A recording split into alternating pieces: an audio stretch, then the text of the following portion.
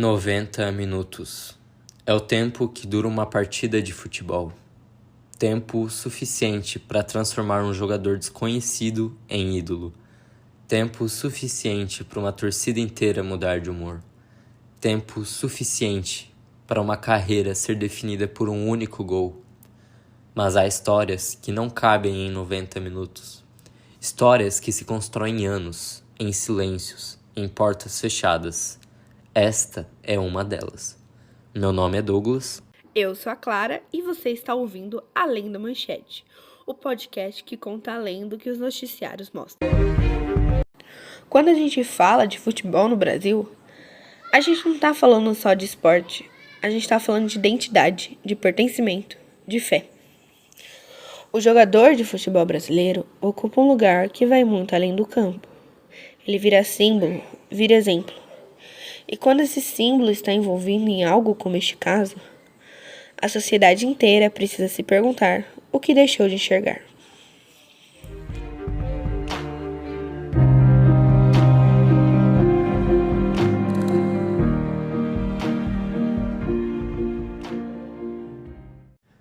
Pedrinho cresceu longe dos holofotes. Filho de uma família simples, descobriu o futebol cedo, como tantas outras crianças brasileiras que encontram no esporte um caminho. E o caminho funcionou. Revelado nas categorias de base do São Paulo Futebol Clube, ele atravessou cada etapa com uma naturalidade que chamava atenção. Técnicos diziam que era um talento raro. Dirigentes apostavam muito alto. E a torcida desde cedo já sabia o nome que repetiria nas arquibancadas por muitos anos. A camisa 10 chegou como consequência natural de quem ele estava se tornando. Com a fama vieram os contratos publicitários, as convocações para a seleção brasileira, as entrevistas e também as capas de revista. A imagem de um homem que havia vencido na vida através do esforço e do talento estava sendo construída tijolo por tijolo diante de milhões de brasileiros. E o Brasil aceitou. É de um protagonista que o time do povo precisa!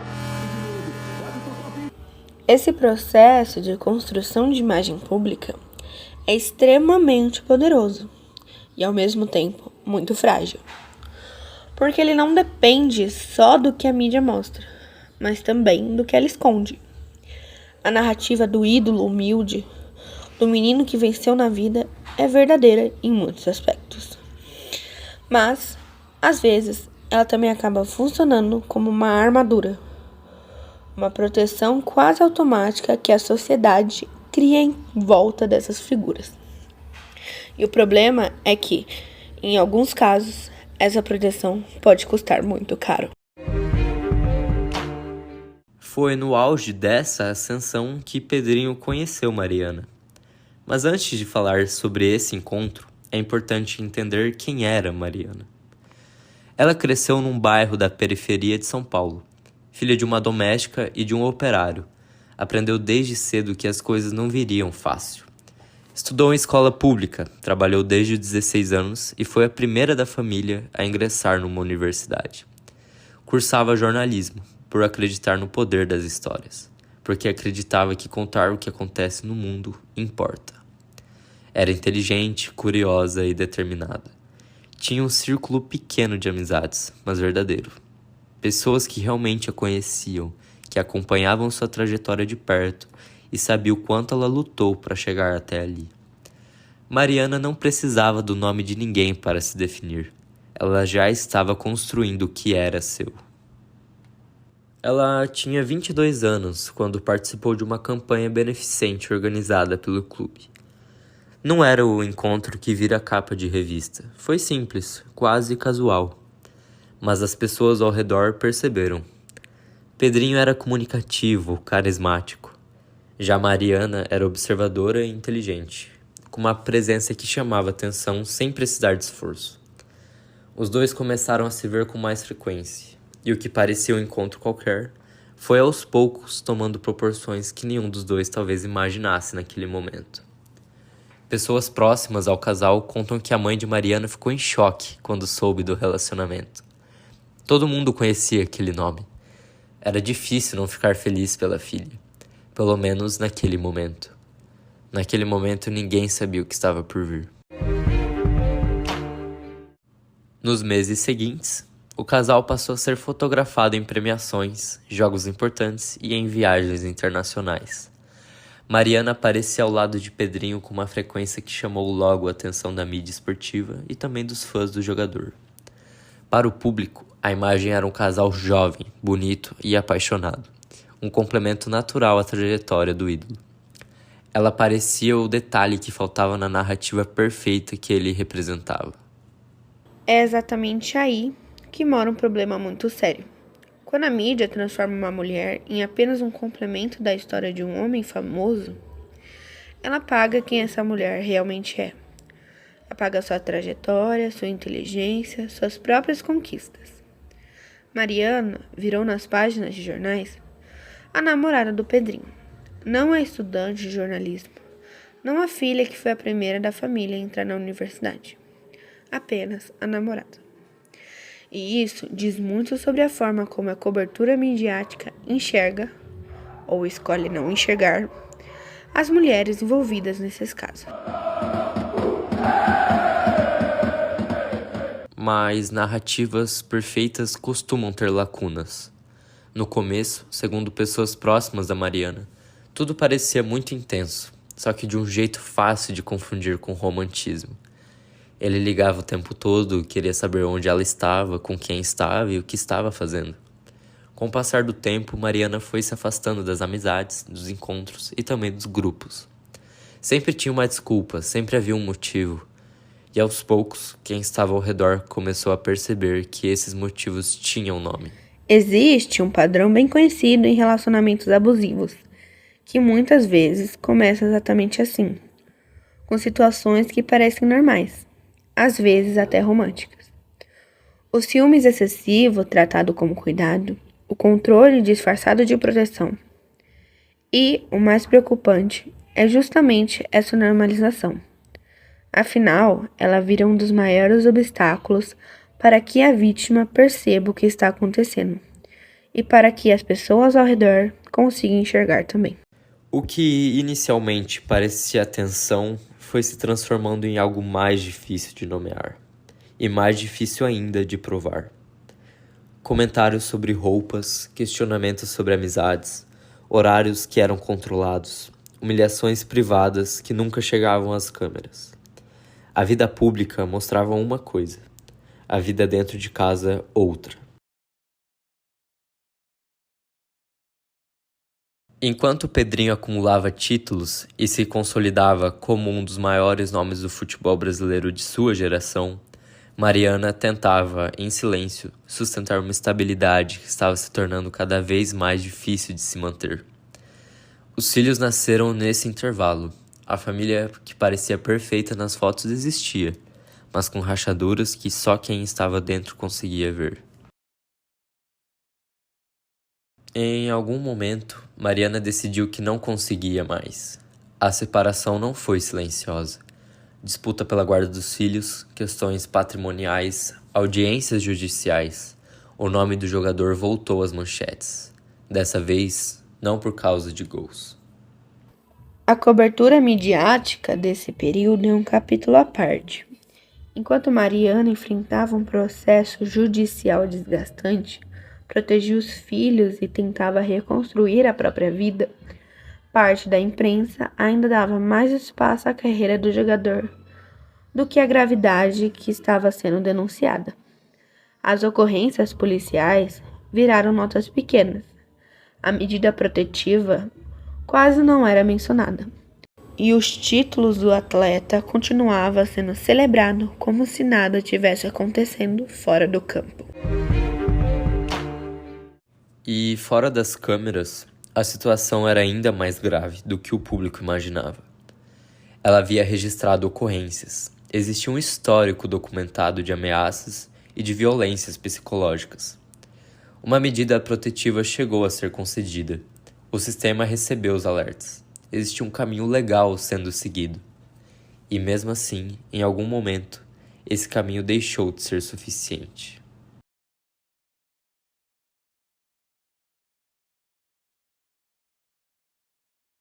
O Brasil acordou com a notícia numa manhã comum. Programas esportivos interromperam a programação. Redes sociais pararam. O nome de Pedrinho voltou a ser o mais comentado do país. Mas dessa vez, nenhuma torcida cantava. O que aconteceu com Mariana não começou naquele dia, não começou na separação, não começou nas manchetes. Começou muito antes, em silêncio, dentro de casa, em sinais que existiam e que durante muito tempo ninguém quis enxergar. Ao longo desse episódio, vamos reconstruir essa história, fato por fato, depoimento por depoimento. Não para transformar uma tragédia em espetáculo, mas porque histórias como essa precisam ser contadas. E mais do que isso, precisam ser compreendidas.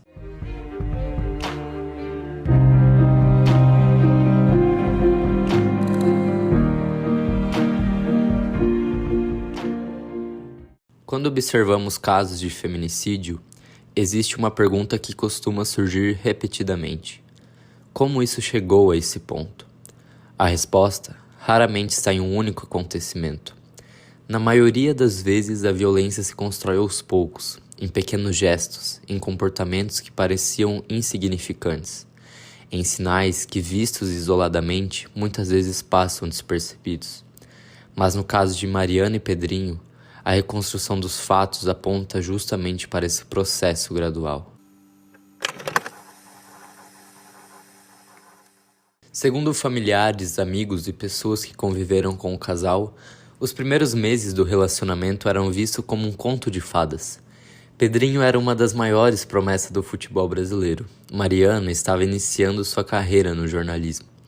Para quem observava de fora, parecia uma história de sucesso.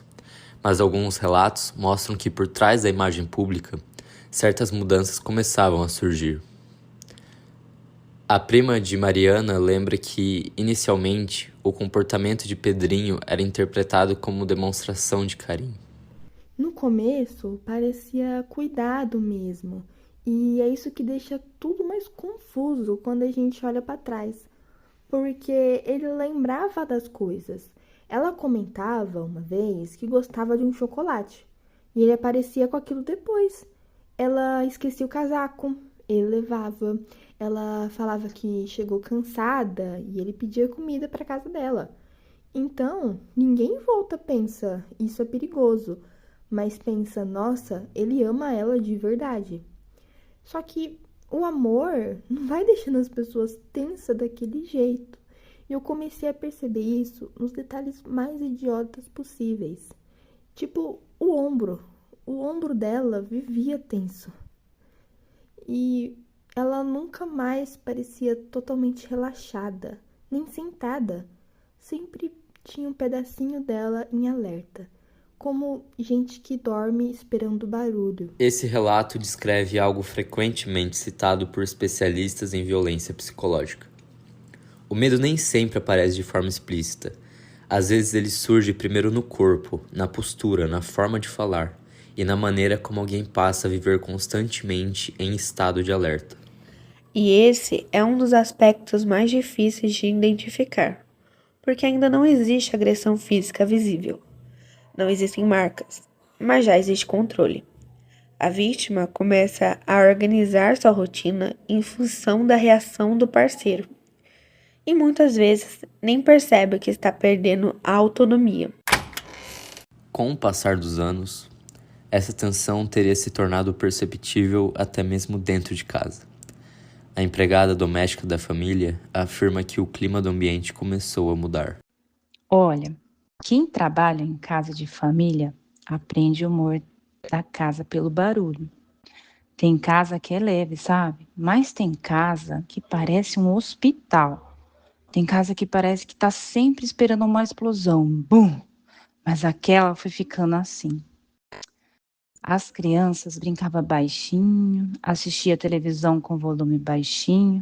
Até a panela ela fechava devagar, como se o barulho pudesse irritar alguém. Teve um dia que o menorzinho perguntou assim para mim: Ô tia, hoje é dia bom ou dia ruim? Aquilo me desmontou por dentro.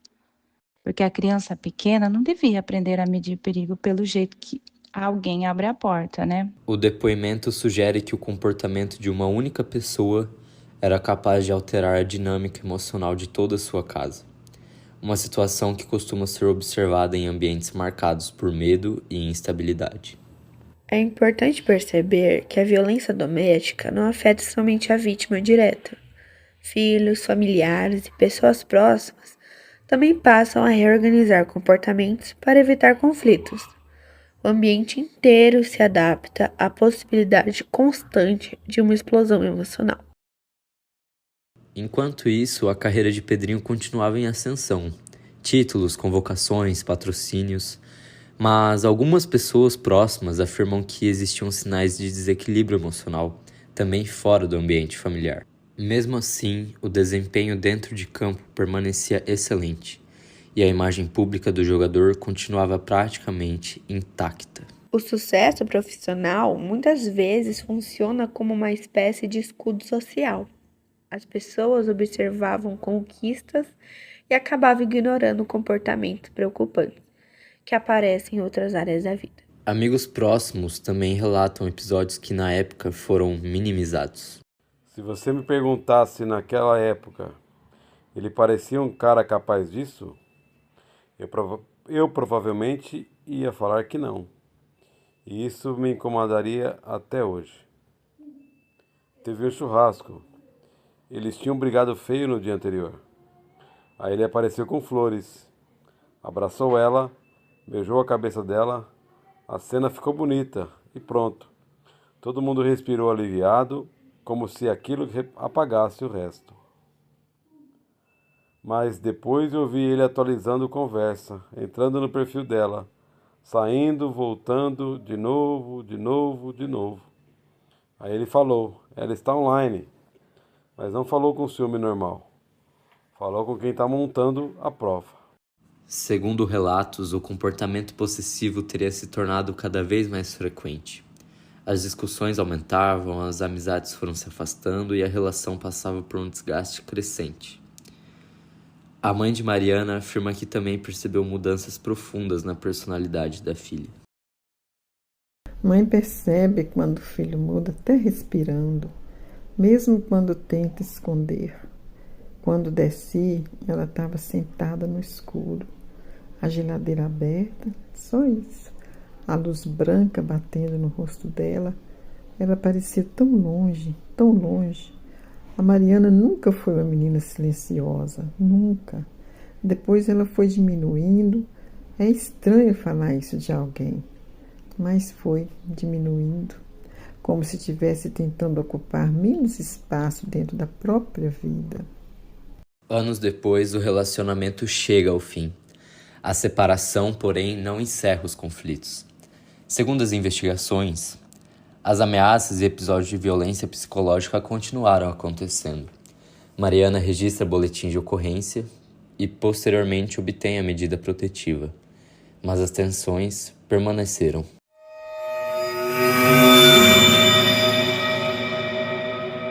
Do outro lado, familiares de Pedrinho também percebem uma mudança significativa após a separação. Meu filho não aprendeu a falar de sofrimento. Aprendeu a esconder, a ficar quieto, a observar. Em algum momento eu achava que existia alguma coisa diferente nele. Mas quando a separação começou, ele ficou irreconhecível. Achava que alguma coisa de errado estava acontecendo com ele. Ele dormia muito pouco. Ele emagreceu demais naquela época. Parava no meio de uma conversa, olhando para o nada, como se estivesse em sofrimento profundo, achando que alguma coisa estava acontecendo com ele. Hoje eu fico pensando se já era outra coisa crescendo ali dentro dele. Algo que podia ser difícil para ele naquela época. Eu consigo amar meu filho, mesmo com todas as coisas que aconteceu. E ao mesmo tempo, ter medo do que existia dentro dele naquela época. Meses depois, acontece o crime que mudaria definitivamente a vida de todas as pessoas envolvidas. Um caso que sairia das páginas esportivas para ocupar o centro do debate nacional. No próximo bloco, vamos analisar como a fama, a idolatria e a cobertura da imprensa influenciaram a forma como essa história foi percebida pela sociedade brasileira.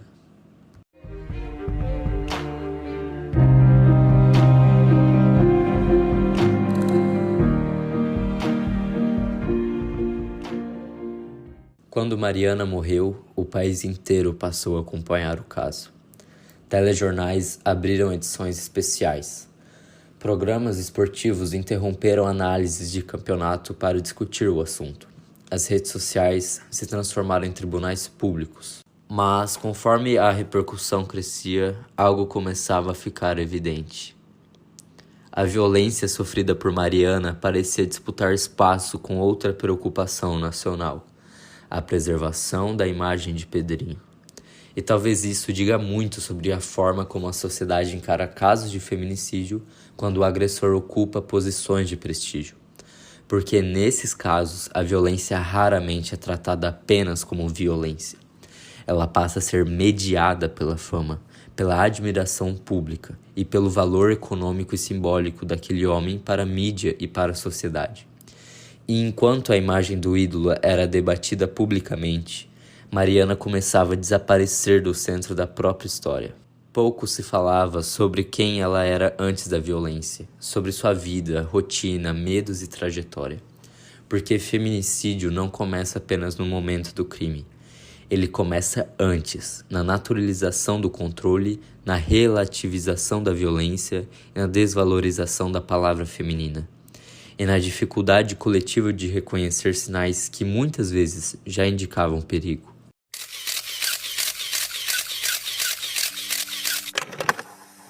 Antes de qualquer manifestação, é importante lembrar que estamos falando da morte de uma mulher e da dor enfrentada por seus familiares e pessoas próximas. Nossa preocupação, nesse momento, é que os fatos sejam apurados com responsabilidade e que Mariana não seja reduzida a uma simples personagem secundária de uma história que também é dela. Quando casos como esse envolvem pessoas conhecidas, existe o risco de a discussão se encontrar na repercussão pública, na fama e nas consequências para a imagem dos envolvidos.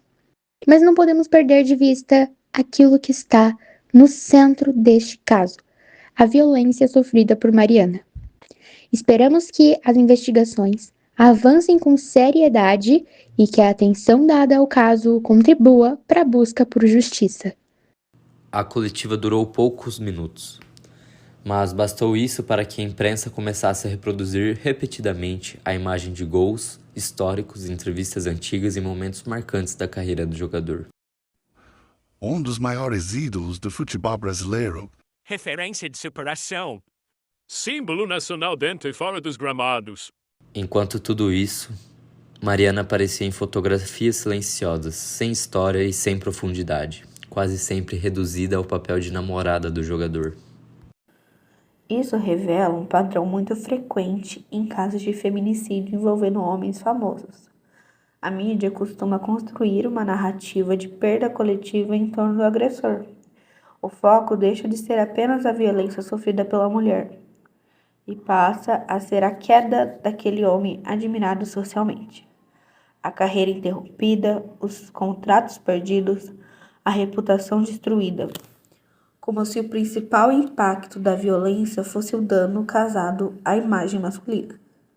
E esse deslocamento da narrativa produz outro efeito, o apagamento da vítima. Mariana deixa de existir como um sujeito completo e passa a ser lembrada apenas pela relação que tinha com quem a violentou. Isso também faz parte do feminicídio. A desumanização simbólica da mulher, o desaparecimento gradual de sua voz, de sua individualidade e de sua história.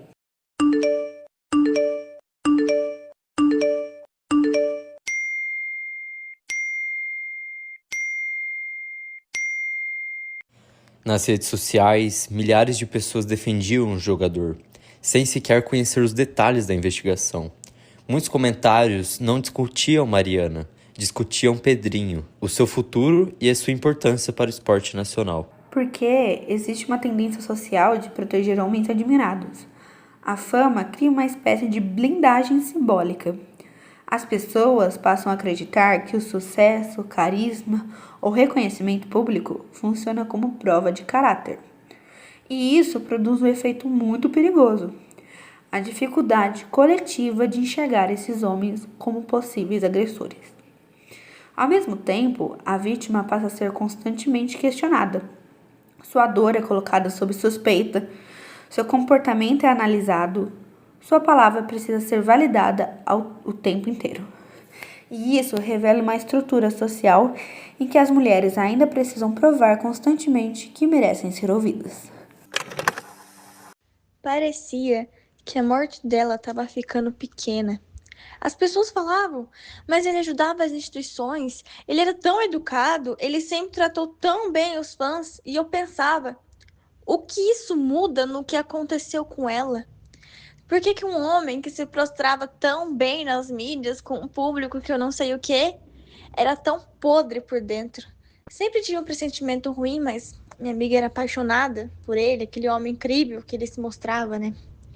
Mas com o tempo, ela ficou com muito medo, ela tinha muito medo, ela mudou muito, muito, muito, muito. Ela já não parecia quem eu conhecia, não parecia livre dentro da própria vida. Mas ninguém enxergava isso como violência e eu me sentia impotente de como amiga não poder ajudar ela. E olha no que deu. Conforme a investigação avançava, relatos sobre controle psicológico e o comportamento possessivo começaram a surgir.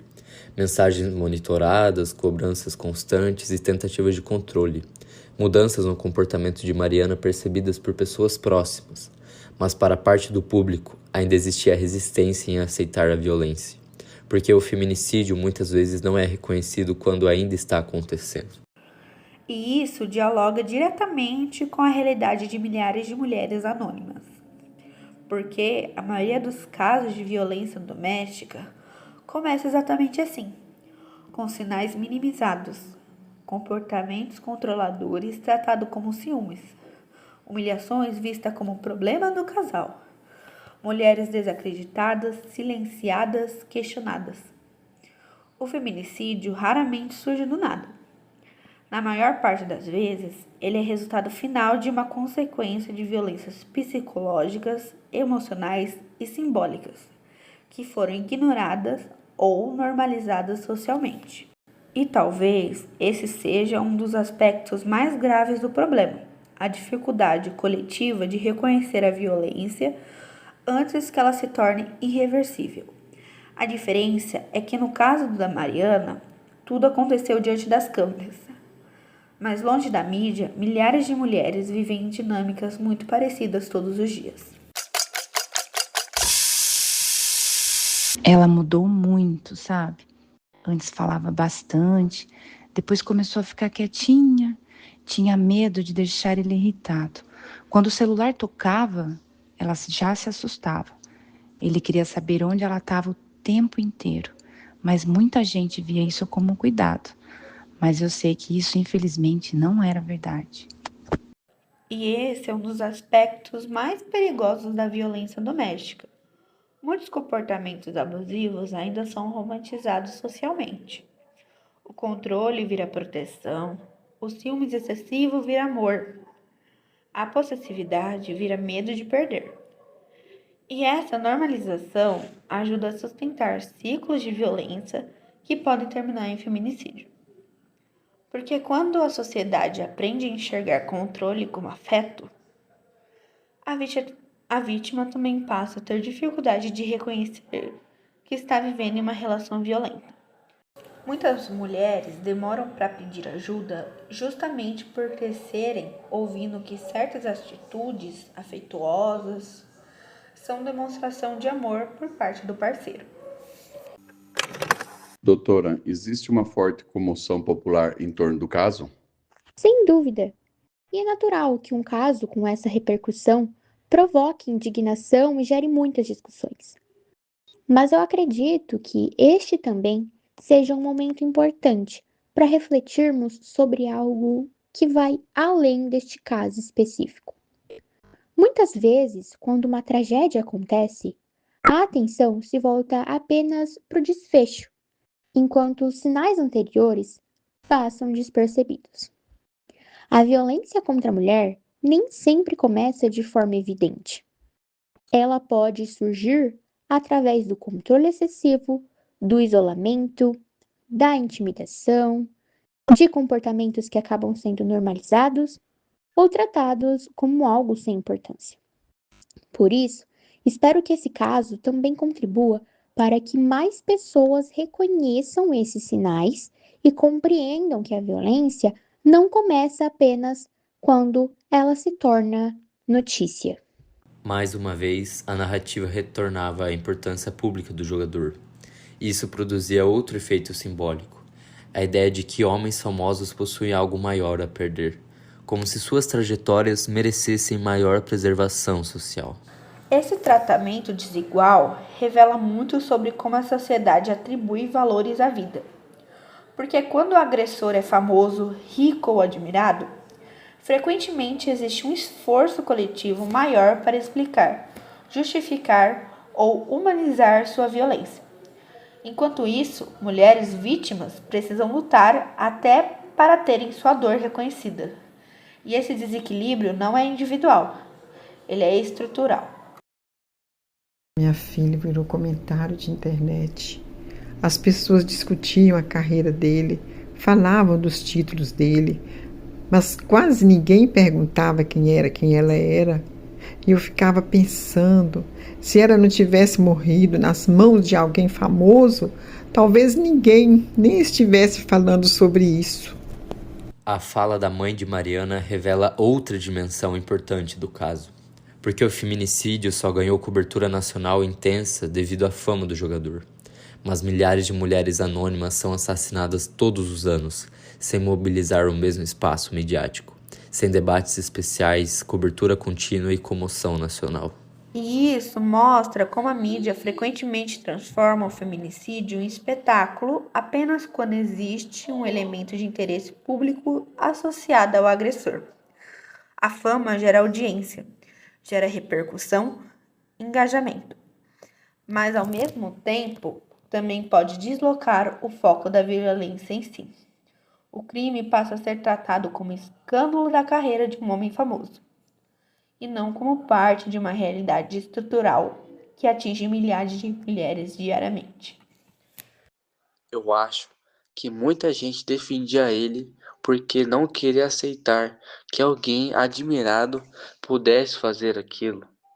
Porque se um cara tão famoso, tão querido, consegue ser violento, então talvez isso possa acontecer em qualquer lugar.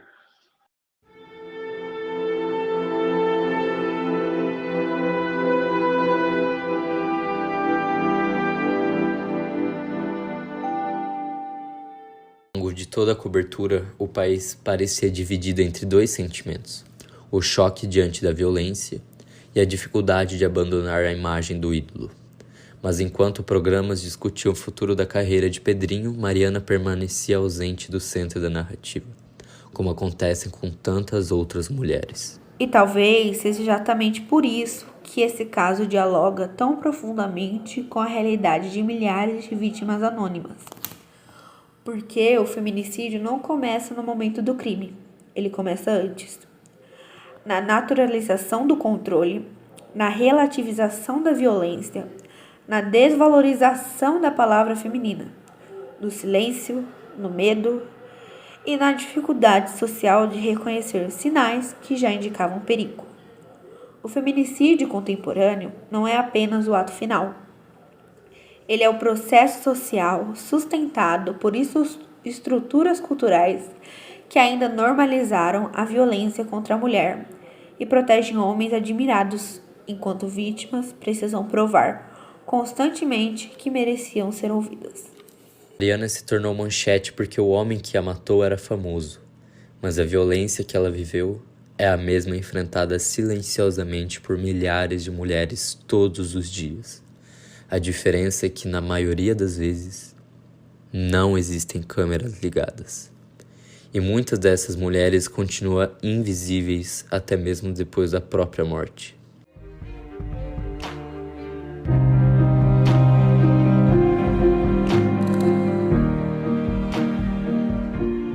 Desde o início da sua carreira profissional, Pedrinho era tratado como uma das maiores esperanças do futebol brasileiro. Ainda muito jovem, já era apontado como o futuro camisa 10 da seleção brasileira, cultivando desde cedo sua imagem como herói nacional. Aconteça o que acontecer, termine como terminar, não importa. Ninguém vai tirar o seu status de ídolo de uma nação inteira. De ídolo de uma geração inteira. Não era apenas um incentivo ao atleta promissor, era a construção de um ídolo. A cada jogo, manchete e transmissão esportiva, Pedrinho deixava de ser somente um jogador de futebol. Ele se transformava em símbolo nacional. Entrevistas, campanhas publicitárias e programas esportivos contribuíram diretamente para consolidar o jogador no imaginário da população. Diante do público, Pedrinho era constantemente apresentado como um atleta carismático, vencedor e admirado nacionalmente. O apreço da torcida era tão grande que Pedrinho já era cotado para seguir carreira internacional. Filas de autógrafos, camisas esgotadas, todas as crianças queriam ser como camisa 10. E foi exatamente dessa forma que sua imagem passou a ser construída pela mídia, até surgirem o divórcio, a disputa pela guarda dos filhos, o boletim de ocorrência e as denúncias. Em um primeiro momento, o que tomou conta das grandes mídias foi a confusão. A figura do herói e a figura do agressor pareciam incompatíveis para parte da opinião pública. De um lado, os títulos, os gols, a trajetória construída no futebol brasileiro. Do outro, as ameaças, a violência e as denúncias que começaram a desmontar a imagem do ídolo nacional. Mesmo com o surgimento das primeiras denúncias, a imagem pública de Pedrinho permanecia praticamente intacta. Os relatos de ameaça, controle e violência emocional recebiam menos atenção do que sua carreira dentro de campo. Grande parte da cobertura midiática ainda priorizava o personagem construído ao longo dos anos. O ídolo, o camisa 10, o herói nacional. Enquanto Mariana registrava boletins de ocorrência e buscava medidas protetivas, programas esportivos continuavam destacando gols, títulos e possíveis transferências internacionais. As denúncias muitas vezes eram tratadas como um problema pessoal do casal, uma crise no casamento, um divórcio conturbado, e não como um sinal grave de violência. Na prática, a imagem construída pela mídia funcionava como uma espécie de blindagem.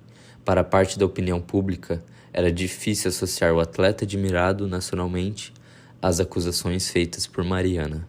E quando a violência inicial é minimizada, ela tende a crescer. Os sinais já existiam, as ameaças já existiam, os pedidos de ajuda também. Mas durante muito tempo, a preservação da imagem do ídolo pareceu mais importante do que ouvir a vítima. E essa negligência diante das denúncias iniciais acabou contribuindo diretamente para a tragédia que viria depois. Porque o feminicídio raramente começa no momento do crime. Ele normalmente começa muito antes, nos primeiros sinais ignorados. Segundo registros e relatos apresentados posteriormente durante as investigações, Mariana acusava Pedrinho de ameaças, perseguições e violência psicológica. Mesmo após o fim do relacionamento, o jogador insistia em manter contato constante, demonstrando comportamentos possessivos e intimidatórios. Pessoas próximas afirmavam que Mariana vivia com medo das reações do ex-marido. Ela relatava episódios de controle excessivo, crises de ciúme e discussões marcadas por agressões verbais. Ela dizia que não conseguia ter paz e me revolta, porque mesmo separados, ele continuava tentando controlar a vida dela. Ela tinha medo de contrariar ele, de encontrar com ele na rua e ele tentar fazer alguma coisa com ela, dele invadir a casa dela de madrugada, atentar contra os próprios filhos, que era mais dela do que dele. Ela morria de medo de fazer alguma coisa com crianças, com ela. Ela não saía mais de casa. Eu não via mais a minha amiga. O medo tomou conta da vida dela. Diante da escalada das ameaças, Mariana registra boletim de ocorrência e consegue ter uma medida protetiva contra Pedrinho. As denúncias já apontavam sinais claros de violência antes da tragédia. E esse é um dos pontos mais importantes do caso. O feminicídio raramente acontece de forma repentina.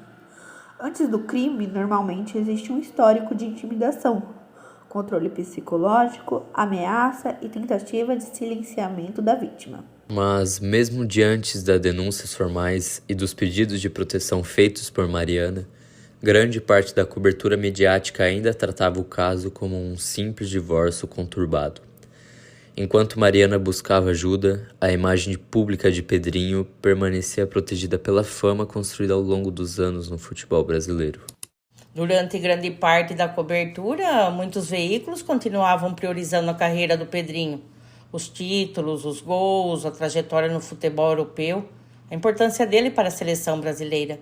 Tudo isso ainda ocupava mais espaço do que as denúncias feitas por Mariana.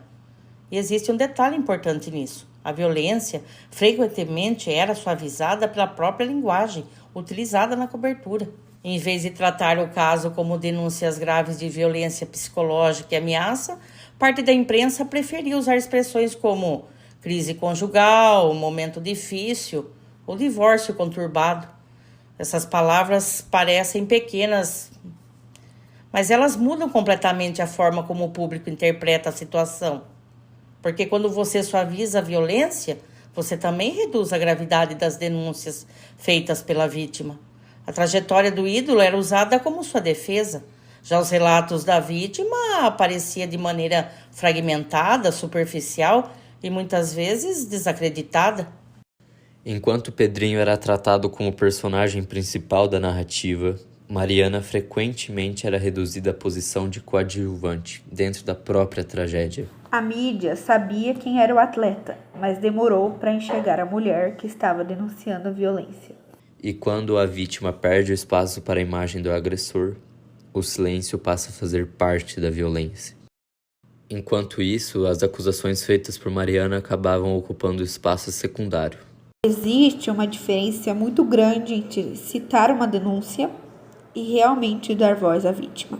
Na prática, parte da mídia parecia tratar as acusações como um detalhe inconveniente na trajetória de um ídolo nacional. E quando a preocupação principal se torna preservar a imagem do famoso, a gravidade da violência começa a ser diluída. Mariana denunciava as ameaças, relatava medo e buscava proteção, mas muitas vezes sua voz era interrompida pela necessidade de defender o legado da camisa 10. Com o crescimento das denúncias contra Pedrinho, o caso rapidamente ultrapassa os limites dos jornais e invade as redes sociais. Em poucos dias, comentários, vídeos e debates sobre o jogador tomavam conta da internet. Mas antes mesmo do avanço das investigações, parte da população já demonstrava estar mais preocupada em defender a imagem do atleta do que em compreender a gravidade das acusações. A reação nas redes mostrava como a figura construída pela mídia ao longo dos anos influenciava diretamente a percepção pública sobre o caso. Durante muito tempo, Pedrinho foi apresentado como símbolo nacional, o garoto humilde, o camisa 10 da seleção. Essa imagem construída diariamente em programas esportivos, entrevistas e campanhas publicitárias acabou criando uma relação emocional muito forte entre o jogador e a torcida. E quando surgem as denúncias, muitos torcedores não analisam primeiro os fatos. Eles tentam proteger a imagem que construíram daquele ídolo. E a própria cobertura midiática ajudava a alimentar essa reação. Muitos programas esportivos ainda priorizavam a carreira do atleta, seus números e o seu legado no futebol. Na prática, a mídia ajudou a moldar a forma como grande parte da população enxergava o caso. porque a idolatria construída durante anos fazia com que muitos torcedores defendessem mais a imagem do jogador. E, novamente, em muitos programas, a trajetória de Pedrinho no futebol recebia mais destaque do que o próprio feminicídio. E é justamente aí que a violência começa a ser relativizada, porque a figura do agressor passa a receber empatia pública. Parte da imprensa descrevia o Pedrinho como alguém emocionalmente abalado pela separação, um homem pressionado pela fama, um atleta que teria perdido o controle. Expressões como descontrole emocional, erro momentâneo e abalo psicológico apareciam constantemente na cobertura. Perceba como essas palavras suavizam a gravidade da violência. Enquanto Mariana era reduzida à condição de vítima do crime, Pedrinho frequentemente era retratado como um homem que teria destruído a sua própria carreira. As discussões muitas vezes deixavam de ser sobre a violência cometida e passavam a ser sobre a queda do ídolo. Para aprofundar essa discussão, conversamos novamente com Érica Lopes, colunista da Folha de São Paulo. Homens famosos frequentemente recebem uma espécie de proteção simbólica. A sociedade cria dificuldade em enxergar figuras admiradas como autores de violência. Então surge a tentativa de justificar o comportamento. Ele estava emocionalmente abalado. Foi um momento de descontrole. A separação mexeu com ele. Existe um esforço coletivo para preservar parte da imagem daquele homem. Quando o agressor é um homem admirado, rico e famoso, a tendência de passar pano se torna ainda mais forte. Muitas vezes a violência é relativizada porque existe empatia excessiva com a figura masculina. Enquanto isso, a vítima precisa constantemente provar que sofreu violência. E esse talvez seja um dos pontos mais graves de toda a cobertura. A fama de Pedrinho não desapareceu após o crime. Ela continuou funcionando como um mecanismo de proteção pública. Na prática, parte da mídia ajudava a transformar um caso de feminicídio em uma narrativa sobre a tragédia pessoal de um ídolo nacional. Quando a sociedade sente mais pena do agressor do que a indignação pela vítima, a violência corre risco de ser normalizada. 2 anos após o início das investigações, o julgamento de Pedrinho se transforma em um dos casos mais acompanhados do país. Na frente do fórum, jornalistas disputam espaços. Torcedores carregam camisas do jogador e dezenas de câmeras acompanham cada movimento do ex-atleta. Pedrinho acaba de chegar no tribunal e os candidatos da seleção brasileira entram agora para mais um dia de julgamento.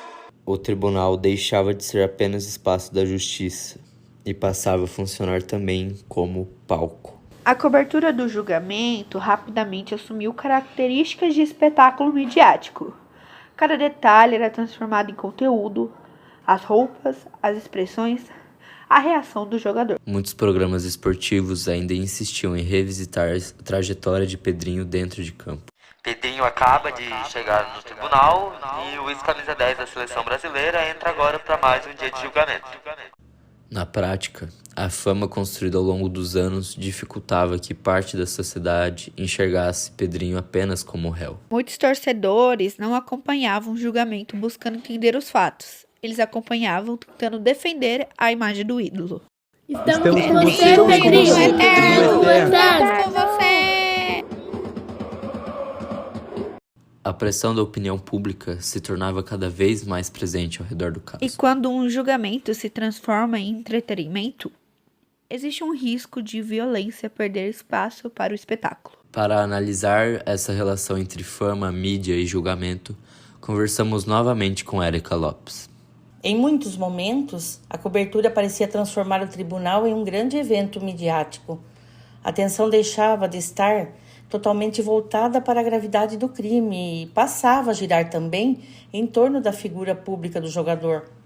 A idolatria interferia diretamente na forma como o caso era debatido socialmente, porque parte da população ainda enxergava Pedrinho primeiro como um ídolo e só depois como acusado. Essa blindagem construída pela fama dificulta a responsabilização pública do agressor. Muitas pessoas pareciam incapazes de separar o jogador admirado do homem que estava sendo julgado. No fim, O caso revelava algo muito maior do que o próprio julgamento. Mostrava como a fama, a mídia e a idolatria podem interferir diretamente na maneira como a sociedade reage diante da violência.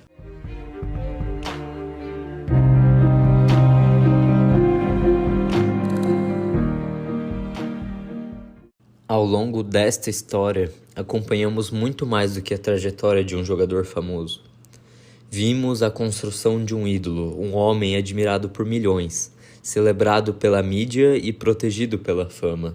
Mas também acompanhamos outra trajetória, a de Mariana.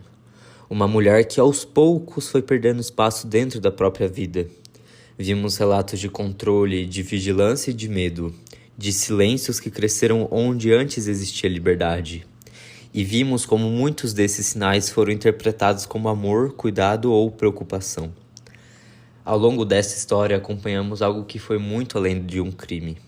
Vimos como a morte de Mariana rapidamente se transformou em um assunto nacional, mas ao mesmo tempo vimos algo preocupante. Enquanto a violência sofrida por ela deveria estar no centro da discussão, grande parte da atenção pública se voltava para a imagem, a carreira e o futuro de Pedrinho. Também acompanhamos não apenas um caso de feminicídio, mas a forma como ele foi apresentado ao público. Vimos como a mídia participou da construção da imagem de Pedrinho durante anos, transformando o atleta em um símbolo nacional admirado por milhões de pessoas. Quando surgiram as denúncias, essa mesma imagem influenciou diretamente a forma como a parte da sociedade passou a enxergar o caso. Talvez seja justamente aí que esteja uma das principais razões para falar sobre o feminicídio, porque ele raramente começa no momento do crime. Antes, existe uma sequência de violência que costuma passar despercebidas. O controle vira demonstração de afeto, os ciúmes vira prova de amor. A vigilância vira cuidado. E pouco a pouco, comportamentos abusivos passam a parecer normais. Quando falamos sobre feminicídio, estamos aprendendo a reconhecer esses sinais antes que eles se tornem irreversíveis. E talvez seja exatamente por isso que falar sobre feminicídio importa. Porque casos como esses revelam que violência contra a mulher não termina apenas no ato do crime. Ela também aparece quando a vítima é silenciada, quando sua história é apagada e quando a sociedade demonstra mais preocupação em proteger a reputação do agressor do que em compreender a violência sofrida por ela. Também acompanhamos outra dinâmica. Enquanto Mariana relatava medo e buscava proteção, grande parte da discussão pública continuava girando em torno de Pedrinho, em torno de toda a sua carreira, dos seus títulos e os seus gols. Em muitos momentos, parecia que o país discutia a queda de um ídolo antes de discutir a violência sofrida por uma mulher. Em muitos momentos, a discussão parecia menos preocupada com a violência denunciada por Mariana e mais preocupada com o futuro da carreira do jogador. Os debates frequentemente se tornavam aos gols, aos títulos e ao legado esportivo de Pedrinho. Enquanto tudo isso, as denúncias de ameaça, perseguição e a violência psicológica recebiam menos espaço e menos atenção. Ao longo do caso, observamos como Mariana foi gradualmente reduzida à condição de namorada do jogador. Pouco se falou sobre quem ela era, seus sonhos, sua trajetória e os sinais de sofrimento que já apareciam antes da tragédia. Enquanto isso, a fama de Pedrinho parecia dificultar que muitas pessoas aceitassem a possibilidade da violência. Isso revela um problema que vai muito além desse caso. Quando o agressor ocupa uma posição de prestígio, frequentemente existe uma tendência social de protegê-lo. A fama cria uma espécie de blindagem. As pessoas passam a acreditar que o sucesso, carisma ou reconhecimento público são incompatíveis com a violência. Mas a violência não possui uma aparência específica. Ela pode existir atrás de rostos admirados, de pessoas respeitadas, de figuras públicas consideradas exemplares. E isso não acontece apenas com celebridades. A mesma lógica afeta milhares de mulheres anônimas todos os dias. Violência psicológica são minimizadas. Comportamentos controladores são vistos como demonstração de amor. Mulheres são desacreditadas. E sinais de perigo são ignorados até que seja tarde demais. Por isso, discutir sobre feminicídio é também discutir prevenção. É aprender a reconhecer a violência antes que ela chegue ao seu desfecho mais extremo. A própria linguagem utilizada por parte da cobertura ajudava a suavizar a gravidade da situação. Expressões como crise conjugal, divórcio conturbado, muitas vezes substituíam termos como violência psicológica, ameaça e perseguição. E quando a violência recebe nomes mais brandos, ela também pode parecer menos grave aos olhos do público. A forma como a mídia noticia um caso influencia diretamente a percepção social sobre ele. Por isso, é fundamental que situações de violência sejam tratadas com responsabilidade, sem que a fama, o prestígio ou a popularidade dos envolvidos diminuam a gravidade dos fatos. E é exatamente por isso que discutir esses casos é tão importante.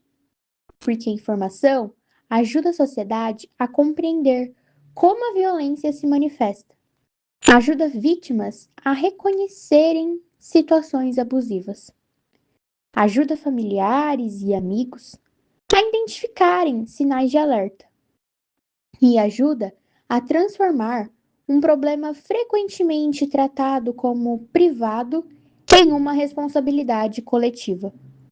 Casos como esse mostram a importância de manter o debate público sobre a violência contra a mulher.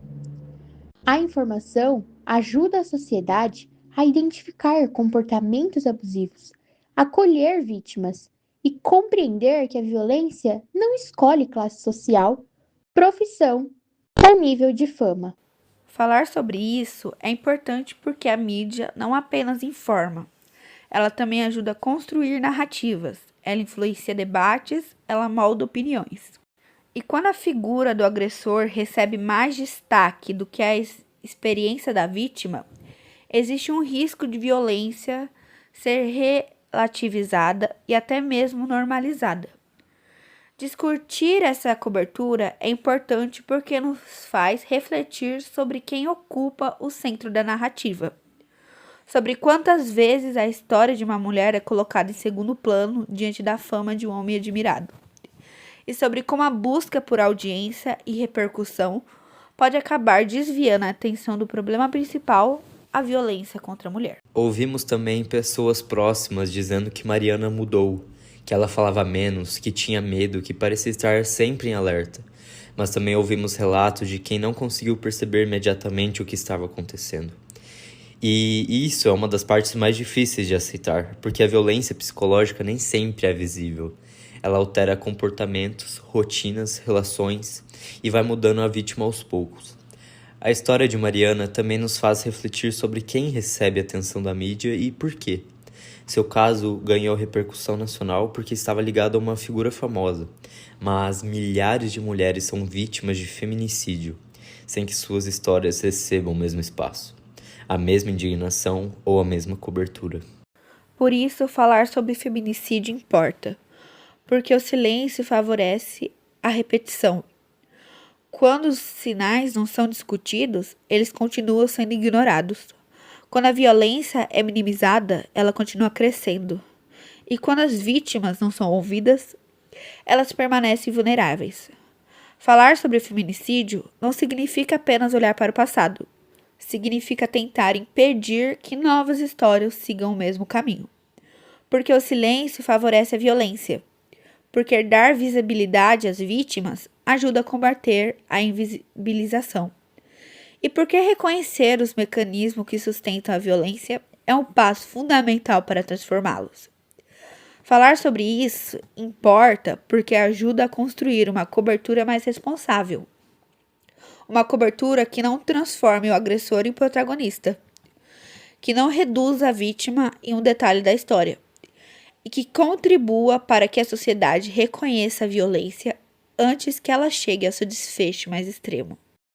Falar sobre feminicídio é reconhecer que nenhuma mulher deve precisar provar próprio sofrimento para ser levada a sério. É compreender que denúncias precisam ser ouvidas, que sinais precisam ser observados e que a prevenção começa quando a sociedade decide enxergar aquilo que antes preferia ignorar. No fim, este caso não fala apenas sobre Pedrinho, nem apenas sobre Mariana. Ele fala sobre todos os momentos em que a violência foi relativizada, sobre todos os sinais que foram tratados como um exagero, e sobre quantas vezes a palavra de uma mulher foi colocada em dúvida antes de ser finalmente escutada. Mais do que discutir a queda de um ídolo, é preciso discutir por que os sinais de violência receberam tão pouca atenção durante tanto tempo. Porque a maneira como contamos essas histórias influencia a forma como a sociedade compreende a violência. E compreender essa violência é o primeiro passo para combatê-la. A história de Mariana ganhou repercussão nacional porque envolvia uma figura famosa, mas milhares de mulheres vivem situações semelhantes longe das câmeras, sem manchetes, sem mobilização nacional. E justamente por isso essas conversas são necessárias, porque a violência não deixa de existir quando não está sendo filmada. Mariana se tornou notícia por causa da fama de quem a matou. E a violência que ela enfrentou é semelhante à realidade vivida por inúmeras mulheres que permanecem fora dos holofotes. Falar sobre feminicídio importa porque cada vítima tem uma história que merece ser ouvida. Porque nenhuma mulher deveria ser lembrada apenas pela violência que sofreu. E porque reconhecer essas histórias é uma forma de impedir que elas sejam esquecidas. Porque o feminicídio não começa no instante da tragédia. Ele costuma começar muito antes. Nos pequenos controles, nos medos silenciosos, nas justificativas repetidas e na dificuldade coletiva de reconhecer a violência. Falar sobre isso importa porque salva vidas. Importa porque transforma silêncio em debate. Importa porque transforma invisibilidade em reconhecimento. E importa porque nenhuma mulher deveria desaparecer antes mesmo de sua própria história terminar.